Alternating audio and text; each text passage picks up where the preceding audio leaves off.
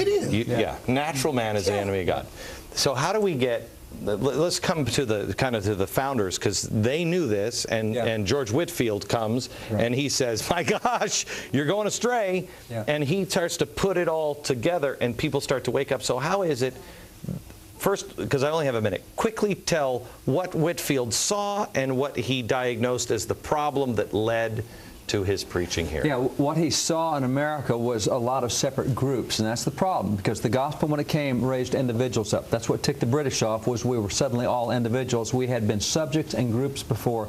He saw that. He brought the individual message, and that's why the Declaration and Constitution don't deal with groups, they deal with individuals. That's what ticked the British off. And so as Whitefield preaches, what he did was elevate people individually where they were, brought them out. He's the first one to really start elevating blacks in America in a very serious way. That's where the abolition movement got started, was the elevation of the individual. And that's why collective salvation has always been wrong from the American viewpoint, because that biblical, that's what you had in France. I mean, look at the mottos of France. Brotherhood. No, we're individuals over here. They're groups over there. We don't have groups. We have individuals. And that's why every man is created with inalienable rights. That came from the pulpit. That's in the Constitution Declaration because of that. But let me go there then. When we come back, I want to go there to what are the individual rights, and how do you guys as preachers preach that from the pulpit and turn it without turning it into politics? Back in a second.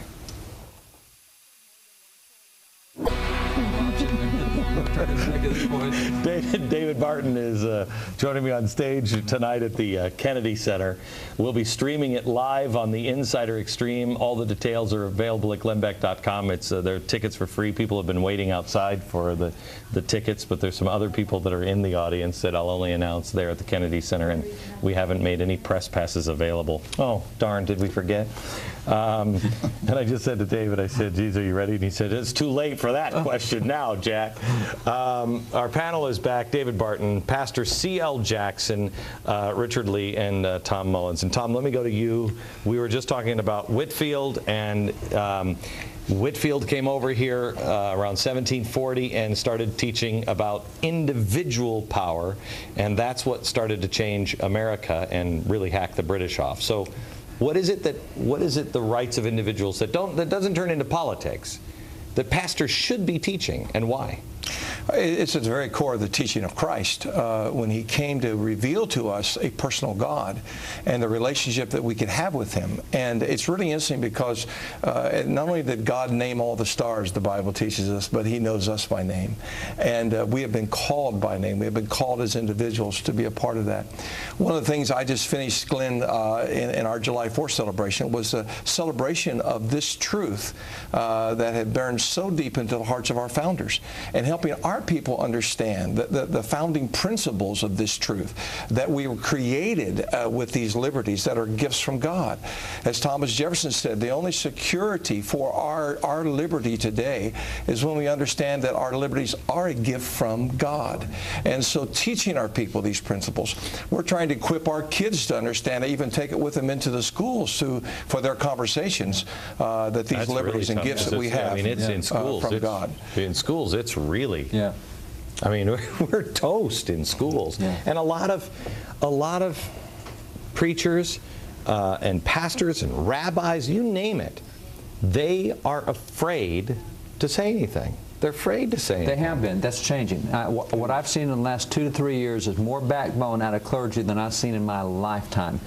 There is actually now a major move against the IRS. The IRS has never been sued for that silly little regulation they have that won't allow free speech inside the four walls of the church. Free speech anywhere else. Any union gets it, but not any church. They're both nonprofit organizations. Why does one get it? So there's finally a pushback, and this year on what was called, or what is called Pulpit Freedom Sunday, you'll have several hundred preachers standing up and saying, IRS, come after me. I dare you. Come get me. So there's a lot of, it happens we started it 3 years ago because we figured out nobody's ever sued the IRS over this code. We specifically 3 years ago had 31 guys who stood up in the pulpit, crossed the line. We sent the tapes to the IRS and said, please come after them. We got lawsuits prepared. We want you after them. IRS refused to do it. So the next year, since they wouldn't go get into news. Oh, it's great. Next year they wouldn't take those 31, so we went to 86 for next year, and this time it's hundreds and hundreds of guys. When is it? It's, I think, September the 26th. Okay. We get past 8/28. you've got to come back next week. Can do. Because we have to talk about that. Yeah, it's cool. Oh, America. Oh, tell your preachers and your pastors and your priests and your rabbis about this. Oh, yeah, please. You have hundreds? Yep. Well, thousands. And it'll keep going because Thousands. IRS doesn't want to go after us because they know they'll lose in court. And if they lose in court, then you have 350,000 preachers instead of a few hundred saying something.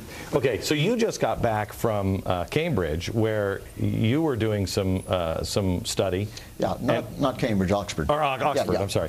Where Oxford is where Whitefield actually had his experience that went, oh, wait a minute, it's not collective here, it's personal. Yeah, I'm actually doing my thesis for my PhD on the Great Awakening and its influence on the Revolution. Are we going through awakening now? Yes, Absolutely. that's exactly What are the you're doing. signs of it?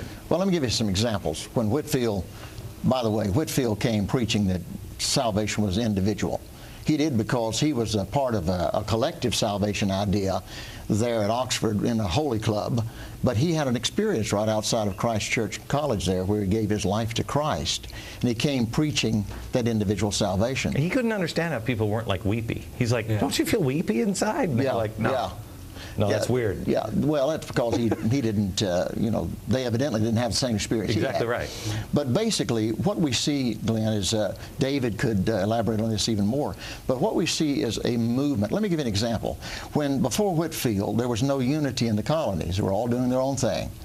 But they began to work together. They began to cross state lines to go to his revivals, his meetings, his preachings, and the colonies began to get together. Then out of that, they were in a bondage in religion in America. The colonists were, because they were in dead, dry, lifeless churches.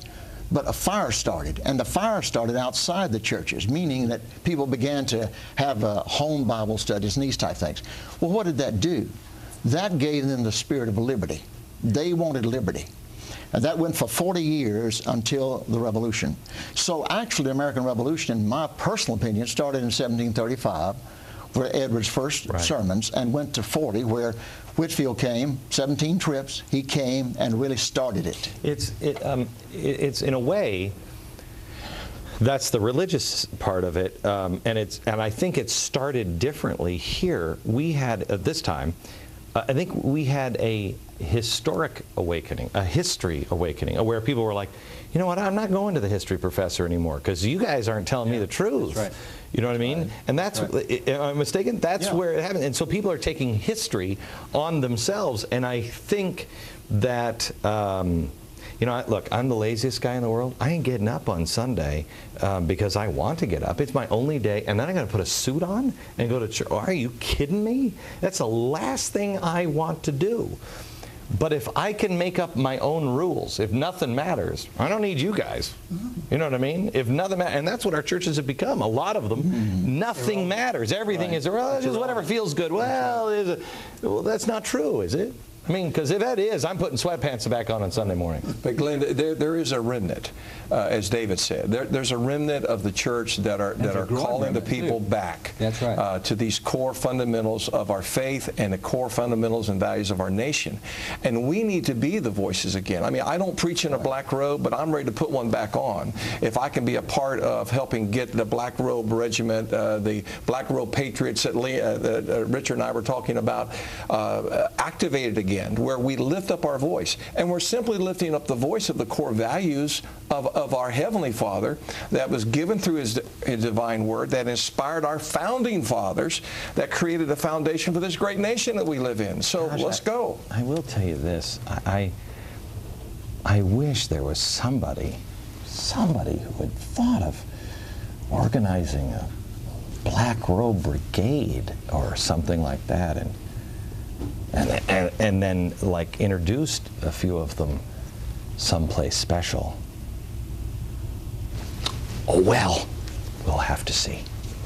Back in a minute. David Barton, president and founder of Wall Builders. He is also the author of Setting the Record Straight, American History in Black and White. C.L. Jackson, senior pastor of Pleasant Grove Missionary Baptist Church, who I You have to hear his story in a minute. This guy sacrificed so much. Richard Lee, senior pastor of the First Redeemer Church, and Tom Mullen, senior pastor of the Christ Fellowship Church. I will tell you that we had a rabbi who was going to join us. Unfortunately, his plane is coming in too late. He will be on stage tonight at the Kennedy Center, being joined with some other gentlemen. Real quick, because I want to go to CL on something, but David, give me. You said you had a couple of points historically to show that we are in a period of awakening. I think it's easy to prove. Now, one thing about awakenings is they span decades. You don't have weekend revivals. We only do that at church. That's not real. That doesn't happen. A great awakening goes from 1735 to 1770. I mean, you get 35 years in there. So one thing that happens is during a revival, during a national awakening, you all of a sudden get interested in your history again. It's like Josiah the Temple. They pull out the scroll. They say, "You mean we used to be like that?" And suddenly everybody, that's right, Malachi 3:6, their heart goes back to the previous generations. And lo and behold, you start doing history, and man, look at the ratings on your history shows. They're through the roof. That's where people are. That's a sign. Second sign is if you look at at every revival that's happened scripturally or historically, because it spans decades, it's transgenerational. Now, the cool thing about the great preachers in the First Great Awakening, you had Samuel Davies, the greatest orator in American history, greatest pulpit preacher. You got Jonathan Edwards, you got George Whitefield, you got Gilbert Tennant, you got a bunch of these guys, you got Samuel Cooper. They're all great preachers. What's really cool is there was a young kid that always ran around with this Samuel Davies guy, this Davies' greatest orator. The kid who ran around with him was a little guy named Patrick Henry.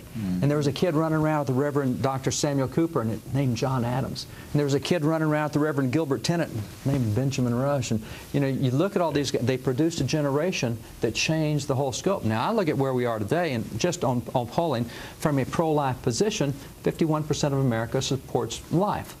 Yeah, but you know what? Among the next generation, 72% of them support life. Now, where did they get more? Where did they get more pro-life than anybody that teaches them? That's a revival. That's a restoration. There's something coming. Seal, you said a minute ago. You said you can't have, you can't restore until you rescue. What do you mean? Sure. I told you the other morning when you and I was talking, and I called you Jehoshaphat. I just concentrated. I just heard the fat part, and I thought that was it. I'm like, what is that? Pastor, that's not right. This is true. Jehoshaphat became a weakling, and that's where God showed you your weakling through your experience. His son married Jezebel's daughter, so it gave him a tie now with Ahab and with some of the other nation. Now, Israel or Judah in his day was free from that. But he mixed himself up with them because he became political minded, a politician. He went back into darkness. No, not a politician. Who saw that one coming? But in doing this, they in turn turned on him because darkness can't push light. Pastor would tell you light pushed darkness. They came to take him out. Judah, this small little country, they done cut loose from Israel. Jehoshaphat knew this, but couldn't do nothing about it because of his weaknesses. So what he does, I don't have much to. No, you have to. You're good. But what he did,